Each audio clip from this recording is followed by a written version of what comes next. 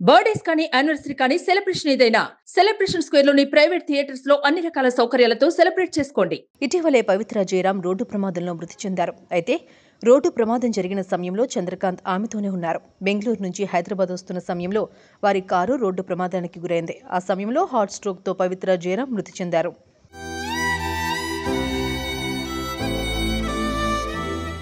పవిత్ర జయరాం, చంద్రకాంత్ కలిసి పలు సీరియల్స్లో నటించిన విషయం తెలిసిందే. పవిత్ర జయరాం తెలుగు ప్రేక్షకులకు సుపరిచితురాలయ్యారు. అదే సీరియల్లో పవిత్ర జయరాంకు తమ్ముడిగా చంద్రకాంత్ నటించి వీరిద్దరూ కలిసి కొన్ని రోజుల పాటు నటించిన తర్వాత చంద్రకాంత్ ఆ సీరియల్ నుంచి తప్పుకోవాల్సి వచ్చింది. నిన్నే పిల్లాడతా సీరియల్లో కూడా పవిత్ర జయరాం నటించారు.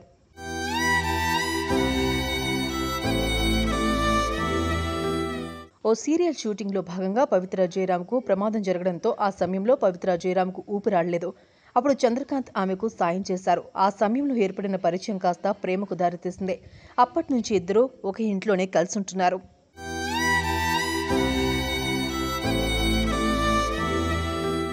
పవిత్ర జయరాంకు ఇదివరకే పెళ్లై 2 పిల్లలు కూడా ఉన్నారు. ఆమెకు 16వ ఏటనే పెళ్లవగా 2 పిల్లలు పుట్టిన తర్వాత ఆమె భర్తతో విడిపోయారు.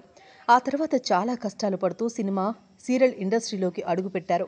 మంచి ఛాన్స్లు దక్కించుకున్నారు. కన్నడ పరిశ్రమలోనూ ఆమెకు మంచి పేరు వచ్చింది. ఇక చంద్రకాంత్ కూడా భార్య, 2 పిల్లలున్నారు. చంద్రకాంత్ తెలుగులో పలు సీరియల్స్లో నటించారు. ఓ సినిమాని సైన్ చేయడం కోసం పవిత్ర జయరాం, చంద్రకాంత్, పవిత్ర జయరాం అక్క కూతురు, డ్రైవర్ కలిసి బెంగళూరుకు బయలుదేరారు. అక్కడ సినిమా సైన్ చేసిన తర్వాత వాళ్ళు హైదరాబాద్కు తిరిగి ప్రయాణమయ్యారు. ఈ క్రమంలో మహబూబ్ నగర్ దగ్గర వారి కారు యాక్సిడెంట్కు గురైంది. వెనకాల నుంచి వచ్చిన ఆర్టీసీ బస్సు వారి కారును బలంగా ఢీకొట్టడంతో కారులో ఉన్న వాళ్ళందరూ కింద పడిపోయారు.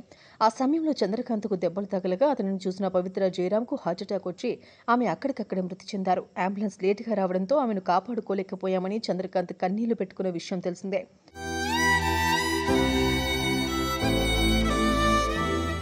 ఇదిలా ఉంటే పవిత్ర జయరాం మృతిని తట్టుకోలేక డిప్రెషన్లోకి వెళ్ళిపోయారు చంద్రకాంత్. పవిత్ర తిరిగిరా, లేకపోతే నీ దగ్గరికి నేను వచ్చేస్తాను, 2 రోజులు ఆగు అని 2 రోజుల క్రితమే ఆయన ఒక పోస్ట్ పెట్టారు.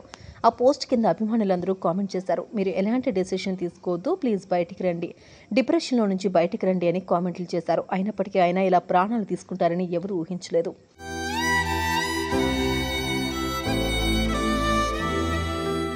చంద్రకాంత్ పవిత్ర జయరాంని గెలిచి ఓ ఇంట్లో ఉంటుండగా అదే ఇంట్లో ఆయన ఆత్మహత్య చేసుకున్నారు.